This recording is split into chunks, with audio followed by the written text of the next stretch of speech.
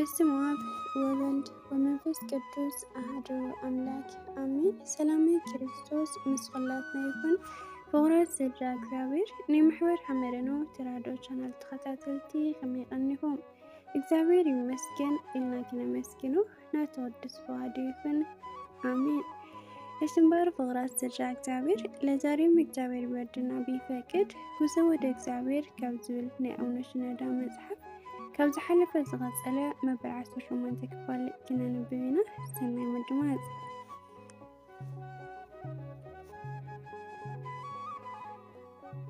ናይ ዝሓለፈ ርእስና ምዕራፍ 7 ኮይኑ ምጽዋት ወይም ስጦታ ዝብል ርእሲ ነይሩ።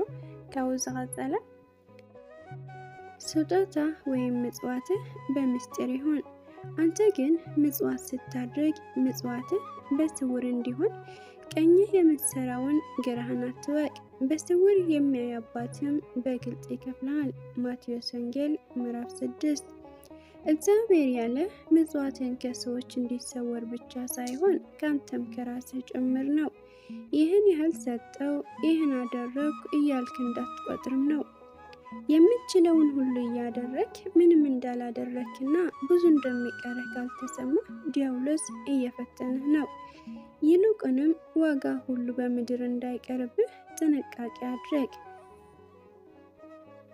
በልግስና ስጥ፣ የሚሰጥ በልግስና ይስጥ፣ የሚሰጥ በልግስና ይስጥ። ሮሜ ምዕራፍ 12። ይህ ቀደም ሲል እንደ ግዴታ ቆጥረህ መስጠት እንደሌለብህ የተነጋገርነውን ለማጽናት ቅዱስ ጳውሎስ የሚናገረው ነው።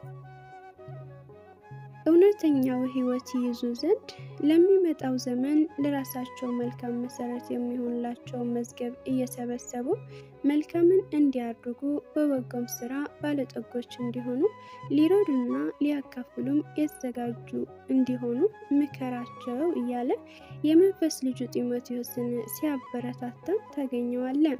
አንተም ይህን በመሰለው ሁሉ በርታ። አንደኛ ጢሞቴዎስ ምዕራፍ 6።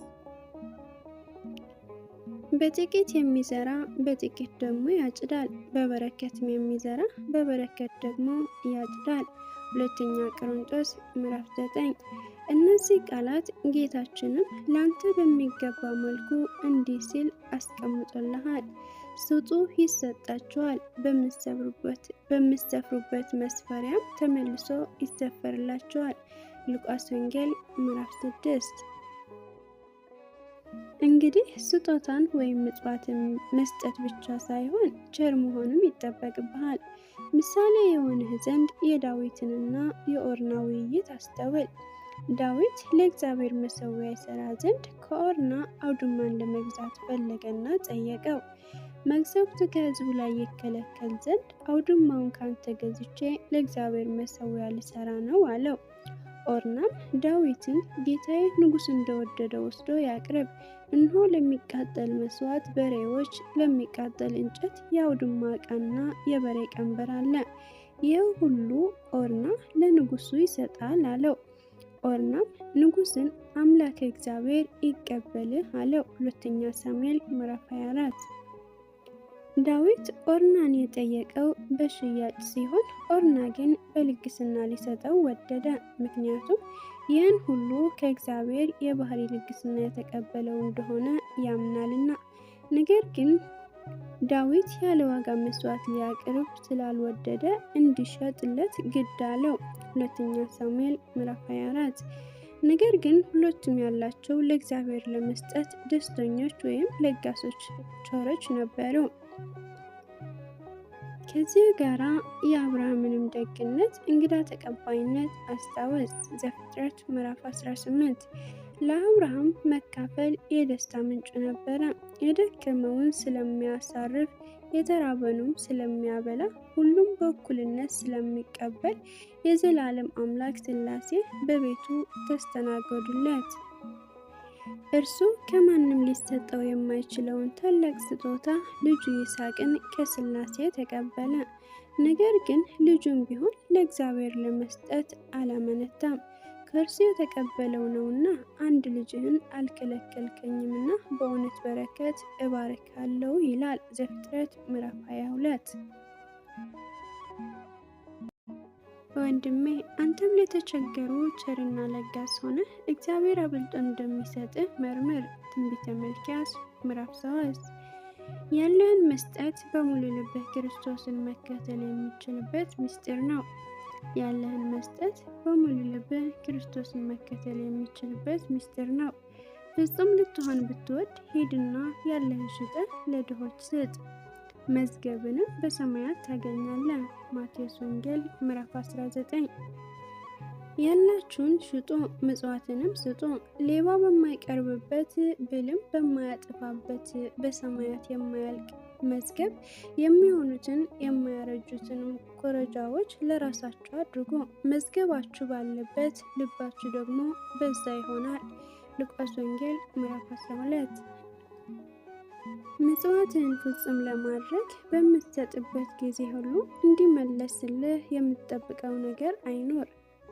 ለመስጠት ስታስብም መጠየቅን አትጠብቅ። ብቻ ያንተ የሆነው የወንድምህ ሁሉም የእግዚአብሔር እንደሆነ እያሰብክ ለሚያስፈልጋቸው የተቻለህን አድርግ። ሉቃስ ወንጌል ምዕራፍ 3።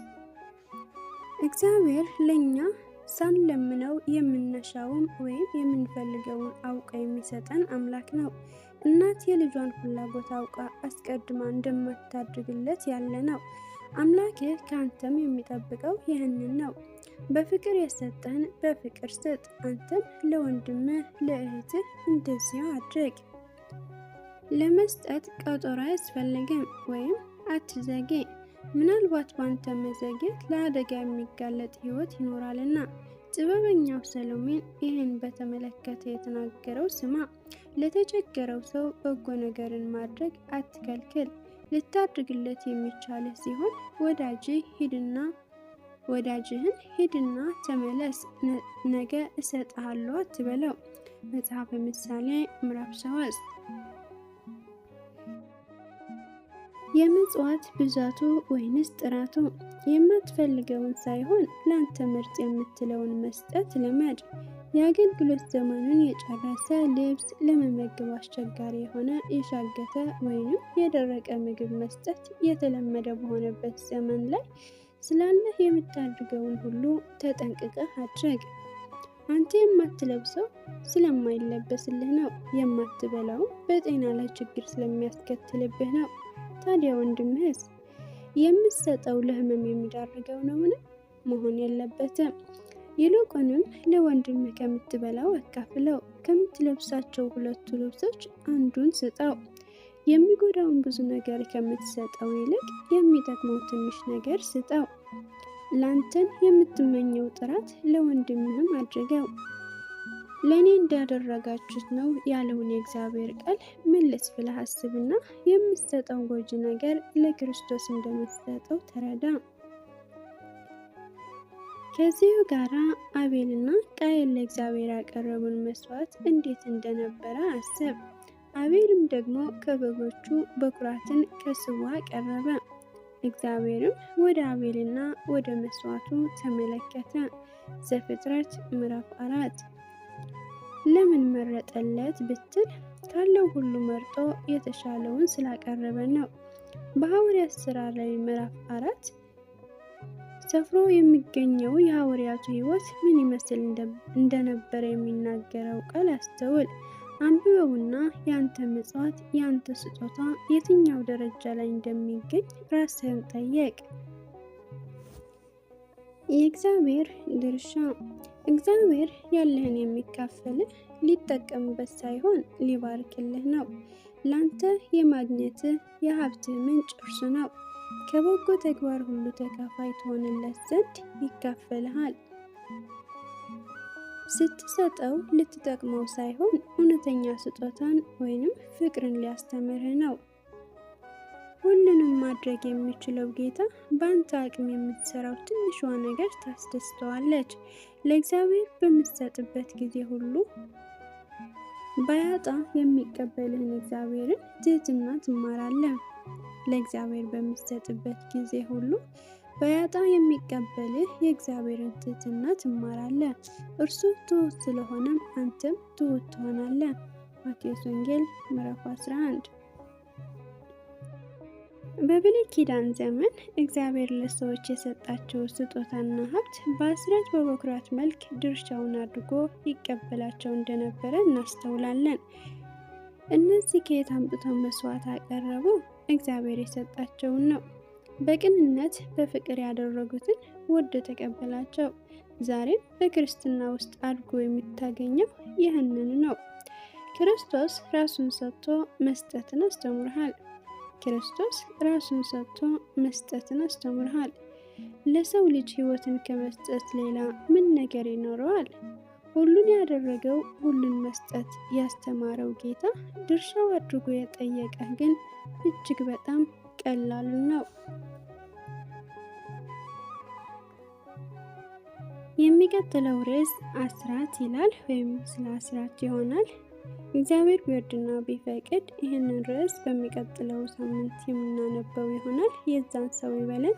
ወስብሐት ለእግዚአብሔር ወለወላዲቱ ድንግል ወለመስቀሉ ክቡር አሜን።